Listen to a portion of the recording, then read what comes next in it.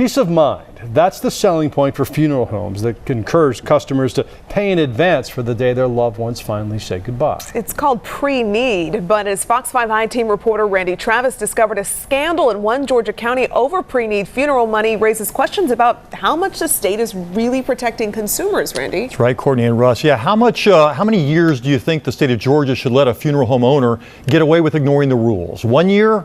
5 years? 10 years? Well, in this case, the truth is a tragedy all its own. Come on, you can't write stories like this. Ask Don Bailey what he thinks, and you'll get back an answer mixed with amusement and heartache, the kind you might expect from a widower sharing space with 2 Australian shepherds and his late wife's collection of everything turtle.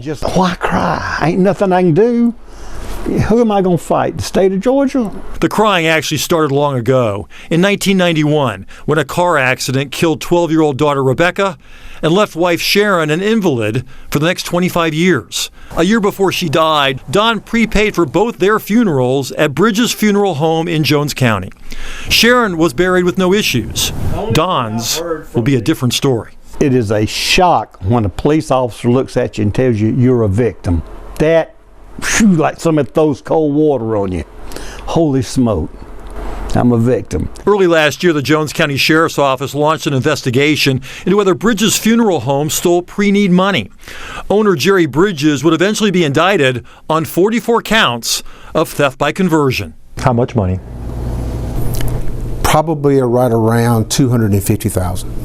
Mr. Bridges also took some pretty nice vacations, quite frequently, we understand. Of those 44 victims, the one out the most money, Don Bailey, $13,861. You know, if you can't trust your undertaker, who can you trust? You know? Bridges no longer owns the funeral home, but he still runs the cemetery where Bailey and others prepaid for their graves and the perpetual upkeep. Hey, Mr. Bridges. Yes, sir. Randy Travis with Fox 5 News. Yes, how are you? Fine. You got a couple minutes? I'm trying to figure out what happened to all that money from the pre-need. You have to discuss that with my attorney. Can you tell us if you're going to help these folks at all? Oh, they'll get the money back. They're going to get all their money back? Absolutely. How can you promise them that if you don't know where the money is? I can't talk about that now. This is private property. That's a lot of money missing, a lot of people harmed for something that was supposed to bring peace of mind. If only there were some warning signs, the government could have done something about it. Well, that's the other part of this frustrating saga. Beginning in 2005, Bridges stopped sending his financial records as required by law to the Georgia Board of Cemetarians, the group that's supposed to make sure the public's money is protected. Minutes show board members giving Bridges multiple chances to provide those mandatory records, eventually seeking contempt charges in court. But Bridges kept selling. Even after he was arrested, the board never moved to have someone else take control of the cemetery. Bridges still owns it today. Remember, Don Bailey bought his pre-need policy in 2015. That was 10 years after the licensing board first noticed Bridges was ignoring the law. The state of Georgia let these people down. There's no doubt about that. Yes, I'd like to have my money, but why'd you do this?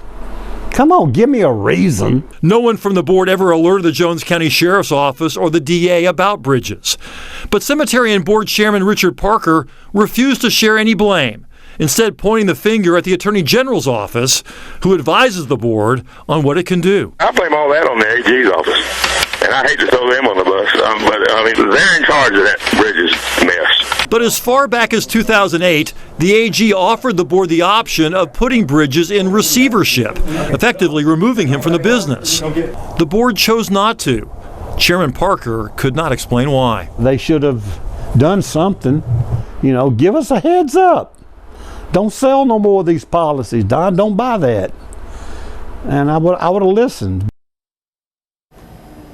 Well, no trial date has been set for Jerry Bridges. Investigators say they understand he's trying to sell his remaining portion of the cemetery, but it's unclear whether there'll be enough money to pay back all of his alleged victims. We're talking 44 people. It's really devastating for those people affected. Now, Jerry was supposed to submit records to the state. He stopped doing that. But what is the significance of those records? Well, if the state had gotten those records, they could have confirmed that he was protecting that pre-need money, that they were in some sort of CD or some sort of trust. But without the records, they could not confirm it. They didn't know anything about what was going on, just that he wasn't submitting the records themselves. I've been told that before the Cemetary Board was formed in the mid-2000s, this wasn't a problem because the Secretary of State's Securities Division was in charge of auditing those records, and they did a very good job. Well, since this scandal took place, that responsibility has moved back to the Securities Division. We're going to have a lot more on that development coming up in a future story. Yeah. The claim is he was spending it on himself. That's what the investigators told us, yes. All right. Randy, thanks.